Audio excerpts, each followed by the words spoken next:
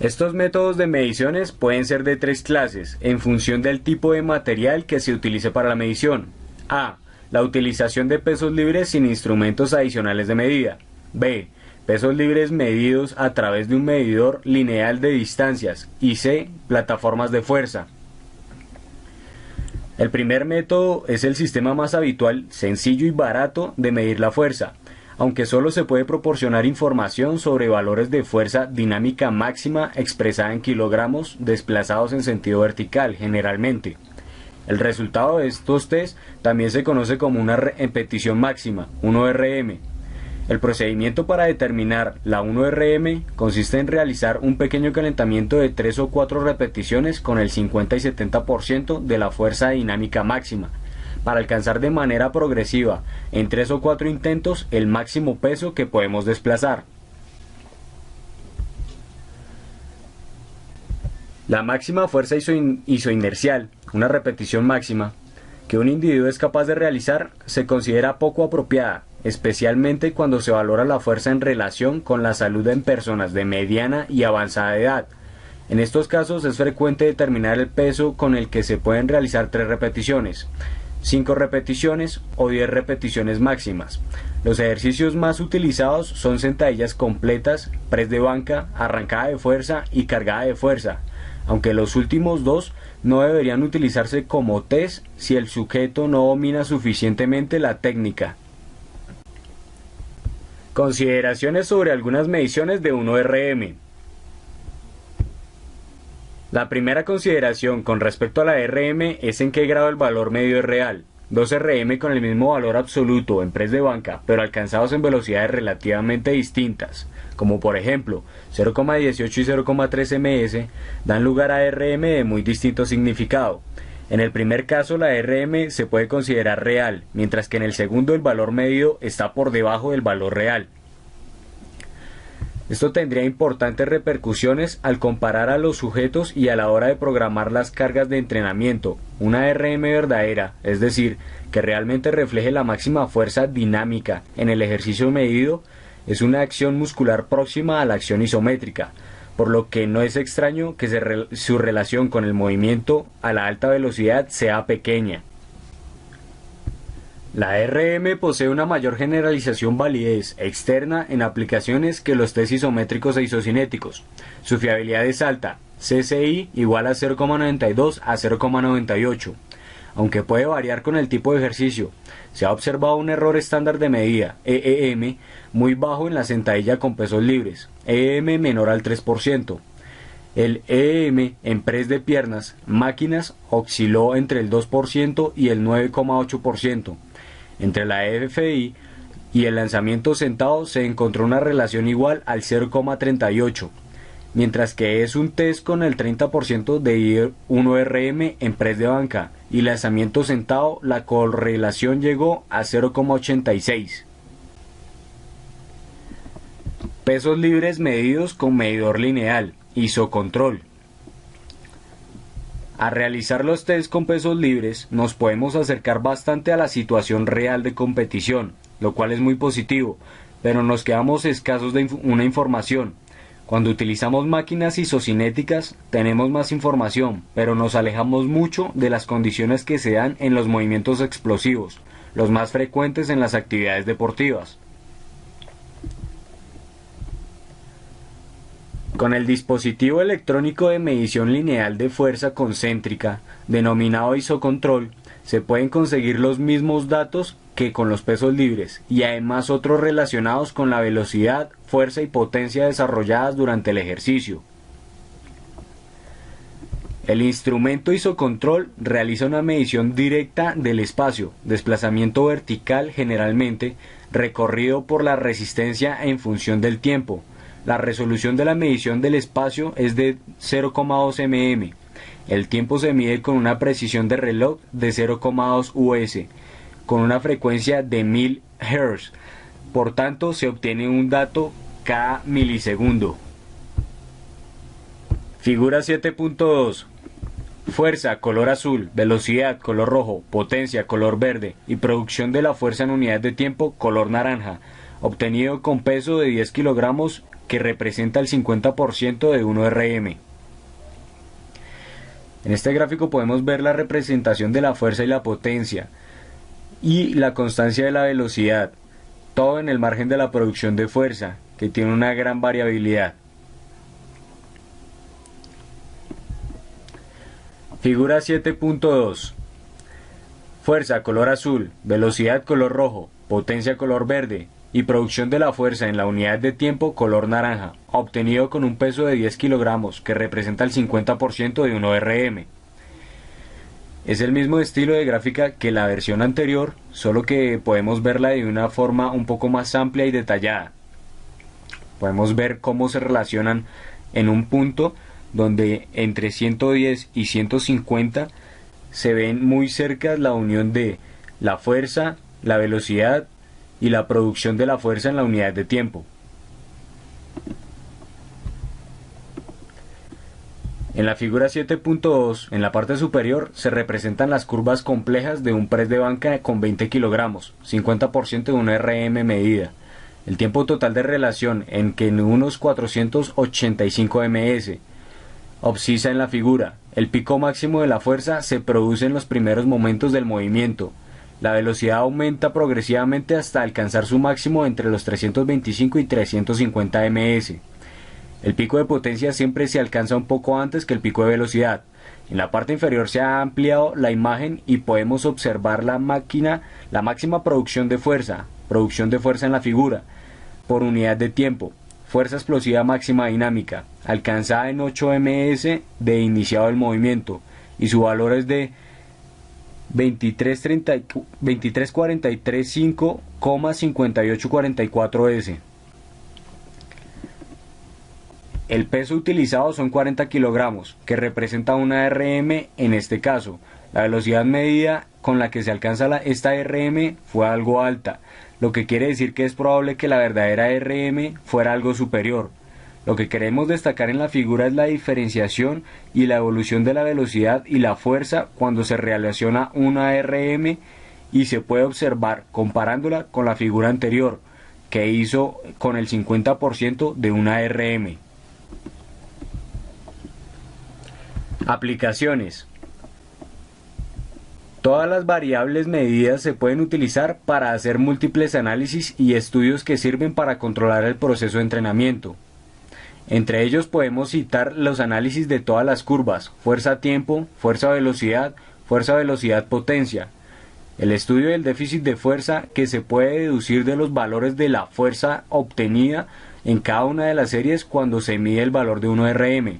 El análisis de las curvas de fatiga, de las características de diferentes ejercicios, de la técnica de ejecución, del grado y la dirección de los fenómenos producidos por el entrenamiento, así como el estudio de los cambios sin las necesidades de utilizar un peso máximo, simplemente comparando la fuerza, la potencia y la velocidad con la que se alcanzan determinados pesos en distintos test sucesivos. De cada uno de estos análisis se puede sacar información para determinar el estado físico del deportista y la evolución del efecto del entrenamiento, así como para la reducción del mismo. La máxima potencia en relación con el ejercicio realizado. Anteriormente se ha comentado que la potencia se puede calcular tan sencillamente como el producto de la fuerza por velocidad. Pero como en realidad la fuerza no es constante ni la velocidad tampoco, tendríamos que integrar ambas variables para obtener datos más fiables. Cuando se analiza la curva de potencia, se observa que el pico de máxima potencia se obtiene con fuerzas próximas al 30% de la máxima velocidad absoluta. Sin embargo, esto se puede modificar en función de los grupos musculares que intervengan el movimiento, y si tomamos como preferencia el valor de RM en lugar de la fuerza isométrica máxima. Figura 7.2. Fuerza de color azul, velocidad color rojo, potencia color verde y producción de la fuerza en la unidad de tiempo color naranja, obtenido con peso de 10 kilogramos, que representa el 50% de 1 RM. En esta gráfica nos muestran las afirmaciones que vimos en la diapositiva anterior, donde vemos la constancia de la fuerza, una línea más constante de fuerza, mientras que podemos ver que la velocidad tiene una variabilidad mucho más amplia. Por otro lado, en casi toda la bibliografía encontramos que la potencia máxima se alcanza con el 30% de la fuerza máxima, y en el mejor de los casos y de manera más correcta y cierta, se dice que es el 30% de la fuerza isométrica máxima, FIM, pero esto no es suficiente y además puede llevar a claros errores, como por ejemplo utilizar el 30% de 1 RM en sentadilla para entrenar la máxima potencia en este ejercicio. Por tanto, dado en pocos casos, vamos a medir la FIM. Además de que siempre nos encontraríamos con el problema de elegir el ángulo de que mejor se representa el ejercicio específico. Lo que más nos interesa saber es cuál es la resistencia relativa, porcentaje, con lo que se consigue esta máxima potencia, tomando como referencia el valor de la fuerza dinámica máxima, FDM, en este caso expresado en kilogramos, 1 RM.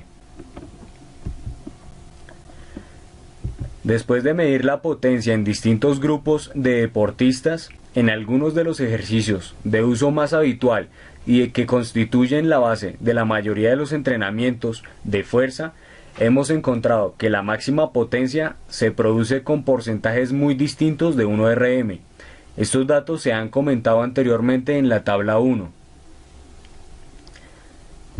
La primera observación interesante que se deriva de los datos presentados en la tabla 1 es que el porcentaje con el que se alcanza la máxima potencia oscila desde el 40 al 91%, según los ejercicios con sus correspondientes oscilaciones, variabilidad, que vienen expresadas por desviaciones típicas.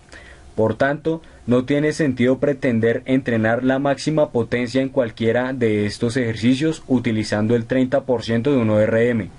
Estos datos no están en contra de la afirmación de que la potencia máxima se alcanza en una resistencia próxima al 30% de la FIM. En efecto, estos porcentajes de 1 RM con los que se alcanza la máxima potencia corresponden de manera muy aproximada al 30% de FIM, medidas en los puntos y momentos o ángulos en los que se aplica la FDM, el pico máximo de dicha FDM, no de la FDM media, al realizar estos ejercicios. En segundo lugar, podemos observar que a pesar de que los porcentajes con los que se alcanza la máxima potencia son muy dispares, la velocidad media es muy semejante para todos. Es sorprendente que dos ejercicios tan distintos como la arrancada y el press de banca, que alcanzan su máxima potencia al 91 y al 40% respectivamente, lo hagan a la misma velocidad, 1,15 ms, y con una variabilidad también muy semejante. Por tanto, lo que se debe tomar como referencia para entrenar y medir la máxima potencia no es tanto el porcentaje, sino la velocidad como se debe ser mínima próxima a 1 ms. Por último, debemos llamar la atención sobre la velocidad con la que se alcanza la RM y su relación con el porcentaje con el que se alcanza la máxima potencia. Cuanto mayor sea la velocidad con la que RM, mayor es el porcentaje de la máxima potencia. Existe una altísima correlación entre las dos variables, R igual a 0,94, aunque no sea estadísticamente significativa, P igual a 0,06, debido al reducido número de casos, 4. Estas observaciones, además de informarnos sobre las características de la producción de la máxima potencia, también indican que, según el ejercicio con el que se entrene, un mismo porcentaje significa una magnitud y un tipo de carga muy diferentes, y que para obtener el mismo efecto hay que emplear porcentajes distintos. Medición a través de la activación isocinética, concéntrica y excéntrica. La medición isocinética consiste en realizar activaciones musculares concéntricas y excéntricas, en las que la velocidad permanece constante durante la mayor parte del recorrido. Las activaciones isocinéticas solo pueden realizarse con máquinas electrónicas especiales. Su utilidad está limitada por el coste del material y por ciertos problemas que presentan en su propio sistema de medida.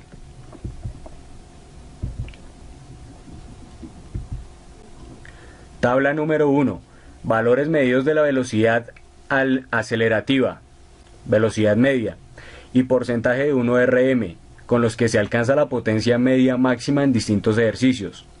También se incluye la velocidad media con la que se alcanza la Rm en cada ejercicio.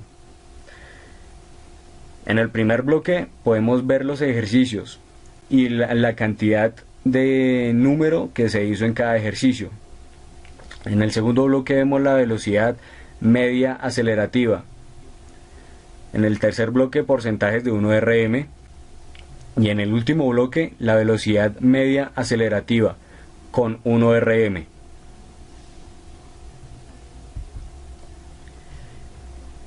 Estas máquinas tendrían una aplicación más apropiada con velocidades muy bajas y con activaciones isométricas, que también se pueden realizar con ellas, e en distintos ángulos. En algunos casos están equipadas para realizar pruebas de activación excéntrica máxima, lo que probablemente sería de utilidad, aunque creemos que en segundo plano.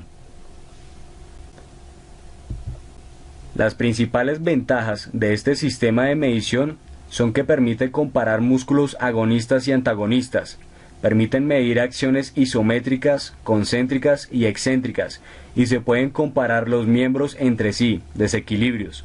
Utilizando esta metodología, se pueden registrar variables relacionadas con la producción del momento máximo de fuerza y también medir aspectos como la calidad del momento muscular, producido durante el movimiento angular, trabajo muscular, o la posición angular en el tiempo en el que se tarda en alcanzar el pico máximo de momento de fuerza, figura 7.4.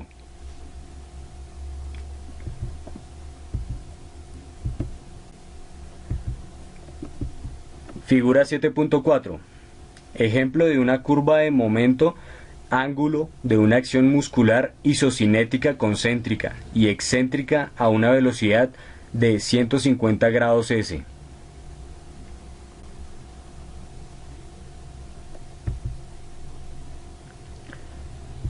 Según Camus, las mayores desventajas de las mediciones isocinéticas se deben a que es un movimiento no natural. Si se realiza en entrenamiento como este tipo de movimientos, el efecto es muy específico, por lo que será de pobre aplicación en otros movimientos. Por otra parte, la medición y entrenamiento se hacen en articulaciones aisladas, por lo que nos encontramos muy lejos de poder aplicar sus resultados a acciones en las que intervienen una cadena cinética multiarticular compleja. Las investigaciones han mostrado que los datos generados por las mediciones isocinéticas están afectadas frecuentemente por notables niveles de error de medida. Cuanto mayor es la velocidad, menor es la fiabilidad. Las medidas en flexión son menos fiables que en extensión. Todo esto viene a sugerir que los resultados de las mediciones isocinéticas deben usarse con precaución.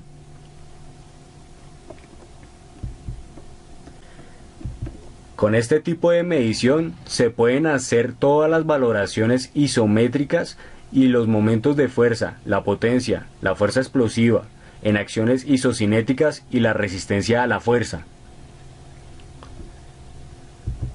Los test isocinéticos han sido utilizados como en programas de rehabilitación de la función neuromuscular, debido del gran control que se tiene tanto de la velocidad, que permanece constante y se puede elegir, como de los segmentos implicados en el movimiento. Son recomendables en los procesos de rehabilitación muscular y para estudiar los diferentes patrones de activaciones nerviosas de músculos a diferentes velocidades, y especialmente las relaciones musculares de tipo agonista-antagonista. Cada uno se incrementa la velocidad o se modifica la posición del sujeto. Sin embargo, la manera artificial que tiene de medir la función muscular sin la utilización del ciclo de acortamiento-estiramiento o la aceleración del segmento, aconseja interpretar con precauciones sus resultados cuando se quiere estudiar un fenómeno neuromuscular de la actividad humana en situaciones real.